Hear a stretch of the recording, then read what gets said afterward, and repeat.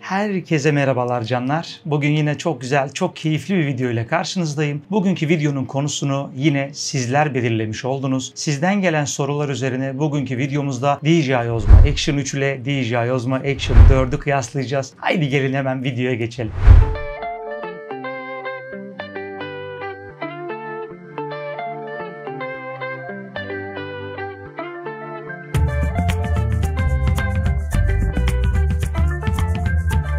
Videoya başlamadan önce yine nacizane her videonun öncesinde yaptığım hatırlatmamı ve ricamı yapıyorum. Canlar lütfen bu tarz videoların üretilmesi, bu tarz videoların devamının gelmesi için kanala bir aboneliğiniz, videoya bir beğeniniz ve aşağıya bir yorumunuz ballı kaymak olur. Lütfen bu ricamı kırmazsanız beni çok mutlu edersiniz. Şimdi hemen videoya geçiyoruz.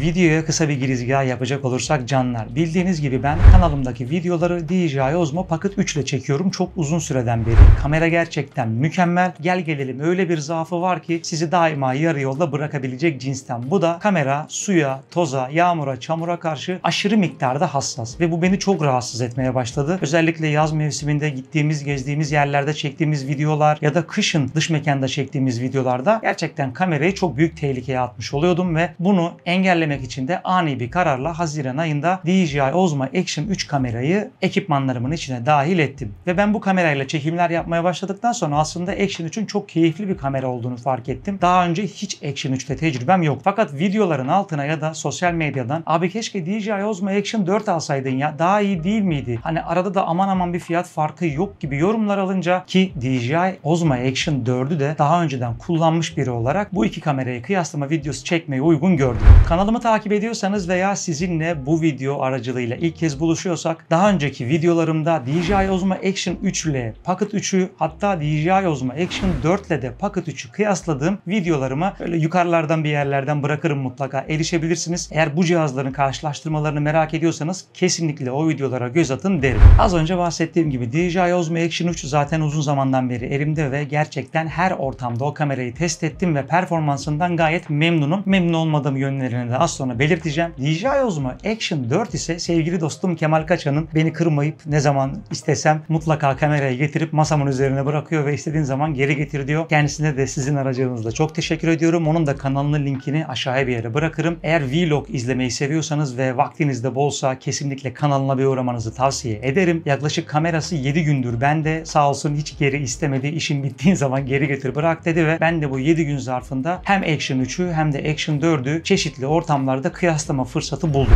Kameraları ilk önce fiziki olarak incelediğimizde ikisini de yan yana koyup şöyle dışarıdan alıcı gözle baktığınızda gerçekten önündeki Action 3 ve Action 4 yazısını kaldırsak hangisinin 3 hangisinin 4 olduğunu anlamakta zorlanabilirsiniz. Fiziki olarak cihazlar birbirine o kadar benziyor. Tabii ki de ufak tefek farklılıkları var ama dışarıdan cihazlar kapalıyken ön ekranı, arka ekranı, açma kapatma tuşu, hatta etrafındaki metal kafesi bile neredeyse birbiriyle aynı kıvamda diyebilirim. Peki cihazların teknik özellikleri arasında bariz farklar var mı? Gelin şimdi hep birlikte bunları inceleyelim. Cihazlar arasında bariz fark olarak öne çıkan en büyük şey ise sensörlerinin büyüklüğü. Action 3 1/1.7 inçlik bir sensöre sahipken Action 4 1/1.3 inçlik büyük bir sensöre sahip ki bu düşük ışıkta, ters ışıkta acayip derecede çekimlerde fark ettiriyor. Bunu az sonra size detaylı olarak testlerde göstereceğim.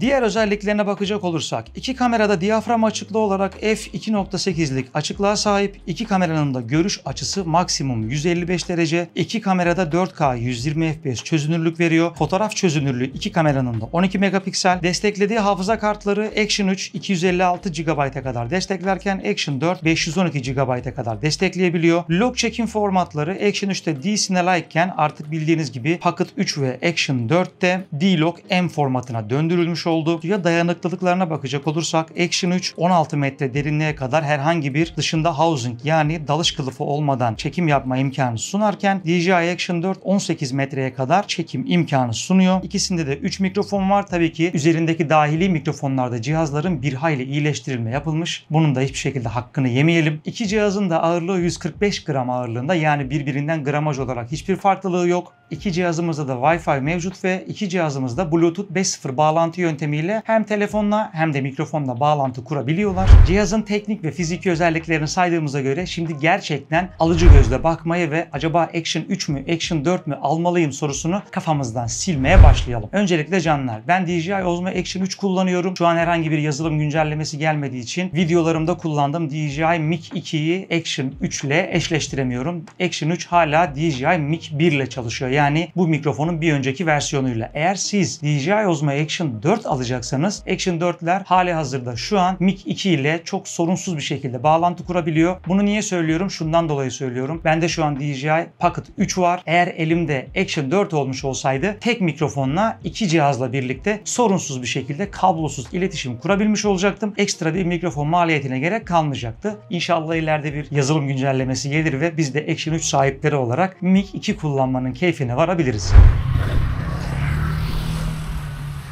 Evet, şimdi DJI Osmo Action 4 ve Action 3'ün karşılaştırmalı testlerine başlıyoruz.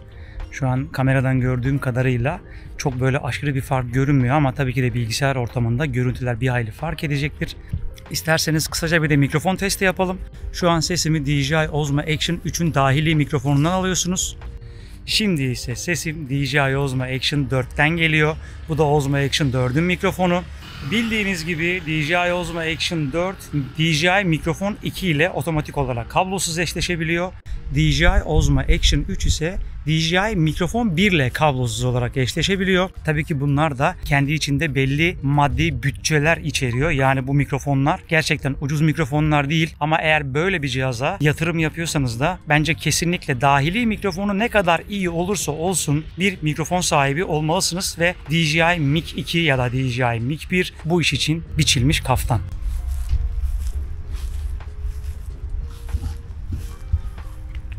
Şöyle bana bakıyorken de görebilirsiniz. Şu an 4K 30 FPS ve Rocksteady Plus modundayım. Yani sarsıntıyı tamamen engelleyebileceğim bir moddayım. Ve alelade şöyle yeşillik bir alanda yürüyorum.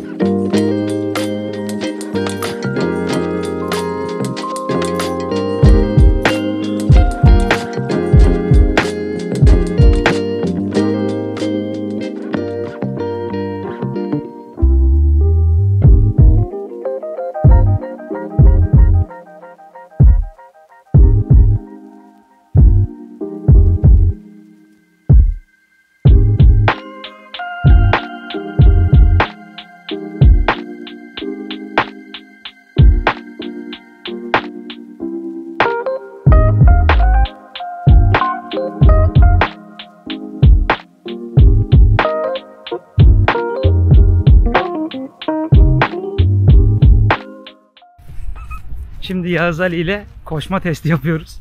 Onun arkasından yetişmek için koşuyorum. Sarsıntı var mı yok mu? Buna siz karar verin. İki cihazdan hangisi sarsıntıyı daha iyi engelliyor? Gel buraya.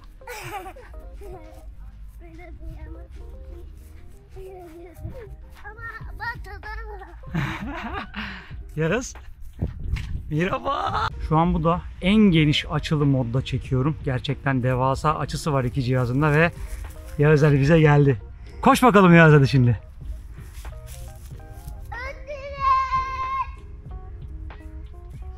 Tabii ki bu geniş açılarda çektiğinizde sarsıntıyı bir hayli cihaza hissettiriyor. O yüzden bu kadar bence geniş açılı videolar çekmenize gerek yok. Biz yine tekrar Rocksteady Plus moduna geri dönüyoruz.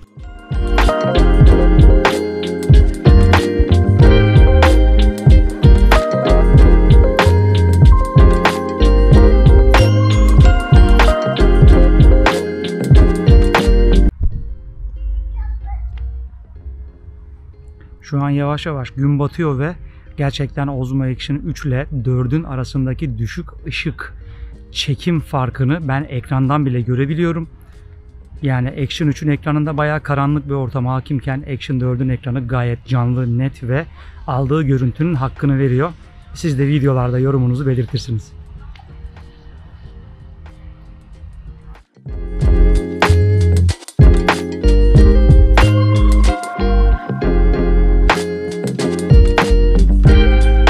an ağır tempoda yürüyorum. Hani böyle günlük vloglar çekmek isterseniz zaten herhalde aşağı yukarı da hızınız bu olacak.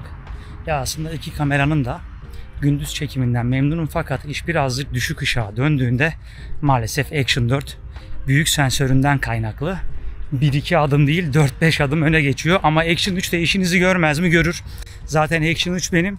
Action 4 sevgili dostum Kemal Kaçan'ın, ondan ödünç aldım karşılaştırmak için. Çok fazla yorum geliyordu, abi hani aksiyon kamerası tavsiye eder misin? Action 3 iyi mi? 3 mü almalıyım, 4 mü almalıyım, Pocket mı almalıyım diye. Zaten kanalda DJI Osmo Action 4 ile Pocket'ı, Action 3 ile Pocket'ı karşılaştırmıştım. Bu videoda Action 3 ile Action 4'ü canlı olarak karşılaştırma imkanı buluyorum ve gerçekten aralarında bariz fark var. Şu an bakın bir ters ışık denemesi yapalım, gün batmak üzere.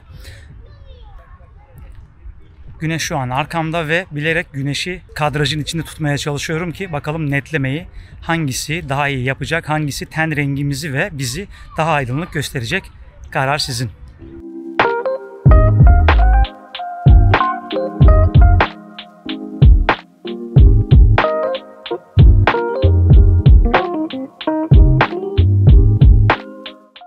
Kameralarla çektiğim videolarda herhangi bir renk düzenlemesi veya pozlama ayarı yapmayacağım. Kararı siz ham videolar üzerinden değerlendirin ama bildiğiniz gibi bu cihazlarda renk düzenlemesi yapmadan da düzgün videolar yayınlamak imkansız. Ben normalde DJI Osmo Pocket 3 ile bile çektiğim videolarda mutlaka tonla, doygunlukla hafif oynuyorum ki renkler daha canlı görünsün. Bu videoda hiçbir düzenleme yapmayacağım. Zaten yaptığım yerlerin de mutlaka alt kısmında düzenlemenin olup olmadığını belirten bir etiket koyarım. Durum bu.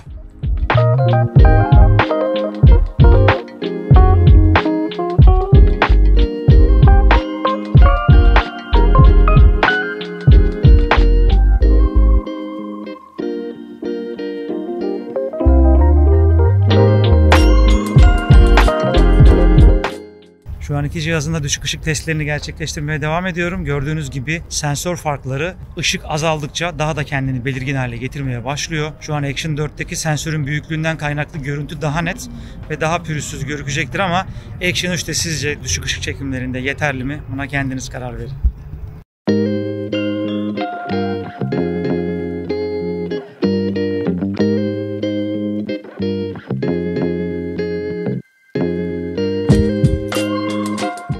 Cihazların çekim modlarını, teknik özelliklerini bu kadar kıyaslamışken fiyatlarına değinmezsek olmaz tabii ki. DJI Action 4 ülke şartlarında 13.500-14.000 lira bandında satılırken DJI Action 3 ise 8.500-9.000 lira bandında e-ticaret sitelerinde satışa sunuluyor. Tabii ki burada kameraları ben ne kadar size anlatsam da işin özü bildiğiniz gibi bütçenizle alakalı. Eğer bu konuyla alakalı hala kafanızda bir soru işareti varsa kanalımda yayınlamış olduğum Action 3'te çektiğim diğer videoları da izleyebilirsiniz. Karar vermenize kesinlikle yardımcı olacaktır. Umarım videoda sizi çok sıkmamışımdır. Elimden geldiğince kullanıcı odaklı yorumlar yapmaya çalıştım. Bu kameralarla alakalı aklınıza takılan, abi ya bu böyle miydi, bu şöyle miydi gibi soru işaretleri varsa hala gideremediğim, videonun altındaki yorumlar bölümünden veya halihazırda sık kullandığım Instagram DM üzerinden bana sorabilirsiniz. Sorularınıza cevap vermekten mutluluk duyarım. Şimdilik bir sonraki videoda görüşene kadar kendinize çok iyi bakın canlar. Görüşürüz.